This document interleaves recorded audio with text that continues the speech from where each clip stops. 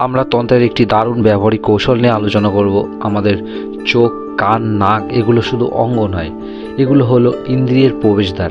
মহাদেব ভৈরব বলছেন এই দরজা দিয়েই মুক্তি সম্ভব। কিন্তু কিভাবে? এটি হলো 33 নম্বর সূত্র।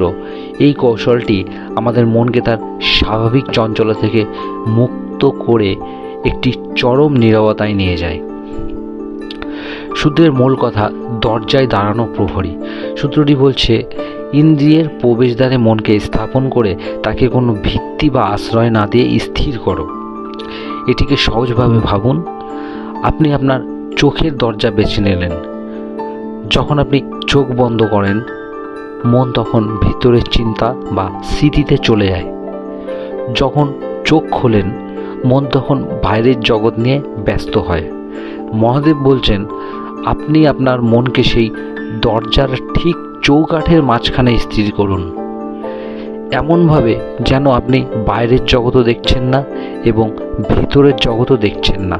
আপনি শুধু সেই মধ্যবর্তী বিন্দুতে স্থির আছেন। কেন আশ্রয়হীনতা?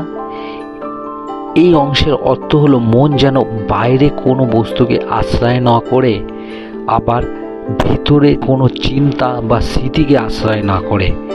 মন সবসময় কোনো না কোনো যে বেড়ায়, হয় বাইরের বস্তু, নয় ভিতরের চিন্তা।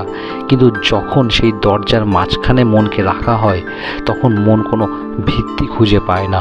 এই আশ্রয়হীনতাই হলো মুক্তির সবচেয়ে গুরুত্বপূর্ণ সত্য। মন যখন আশ্রয়হীন হয়, তখন তার দৌড় থামে। কৌশল প্রয়োগ। কান এবং স্পর্শের উদাহরণ। কানের প্রয়োগ। চোখ বন্ধ করে আপনার কানের মধ্যবর্তী অংশে মনোযোগ দিন। আপনি বাইরের শব্দ শুনবেন, কিন্তু শব্দকে মনোযোগ দেবেন না। আবার ভিতরের নীরবতাকেও আঁকড়ে ধরবেন না। কেবল সেই দরজার মাঝখানে স্থির থাকুন। 2. ত্বকের প্রয়োগ। আপনার হাতের তালুতে মনোযোগ দিন। এটি বাইরের বাতাসকে অনুভব করছে, আবার ভিতরের উষ্ণতাও অনুভব করছে। আপনি শুধু ত্বকের সেই সীমানায় মনোযোগ দিন, যা না পুরোপুরি বাইরে, না পুরোপুরি ভেতরে।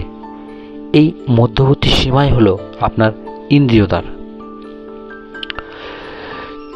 চূড়ান্ত বিলীনতা পরমেশ্বরে। যখন আপনি মনকে সেই আশ্রয়হীন মধ্যবিন্দুতে ধরে রাখতে পারেন, তখন সূত্র বলছে সেই মুহূর্তেই তুমি পরমেশ্বরের রূপে বিলীন হয়ে যাবে। এই বিলীনতা কেন ঘটে? কারণ মন তার স্বাভাবিক বিভক্ত হওয়া বন্ধ করে দেয়। কোনো কিছুর দ্বারা আবদ্ধ নয়, তখন তা তার দেয় এবং অসীম চেতনার অংশ হয়ে যায়। এই অসীম চেতনার অপর নাম পরমেশ্বর। এই মুক্তি সঙ্গে সঙ্গেই ঘটে, তাই বলা হয়েছে তৎক্ষণাৎ।